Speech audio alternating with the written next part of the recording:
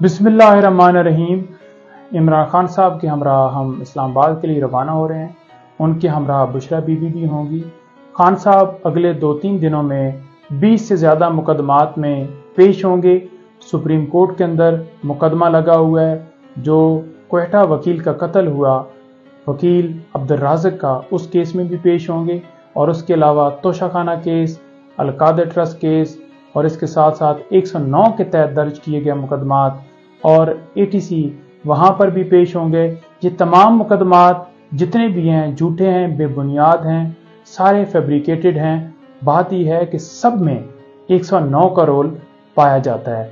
जो 5-6 मुकदमात जैसे कि अलकादर और इसके साथ साथ तोशाखाना और दीगर मुकदमात हैं, उनमें सिर्फ और सिर्फ जो रोल है वो अलग है, लेकिन जो तमाम मुकदमात बाकी हैं 109 का रोल है। और 109 का रोल वाज़ह तौर पर अगले दिन फरीद साहब के फैसले के अंदर भी आ गया है कि किसी जगह के ऊपर खान साहब के खिलाफ शवाहिद नहीं मिले, कोई ऐसी वीडियो, कोई ऐसा सबूत नहीं मिला जिससे साबित कर सकें कि ये केस सच्चा है, ये केस ओरिजिनल है।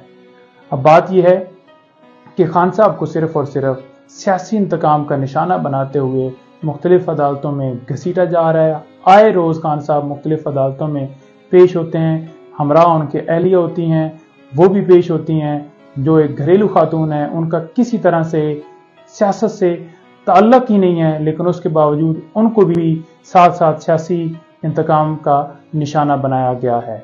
ये सारे केसेस जो बनाए गए हैं सिर्फ इसलिए कि खान साहब फेडअप हो जाएं, खान साहब हाथ खड़े कर दें कि अब मैं मजीद आपके साथ लड़ाई नहीं कर सकता। लेकिन खान साहब फुली चार्ज हैं, किसी तरह से थके हुए नहीं हैं।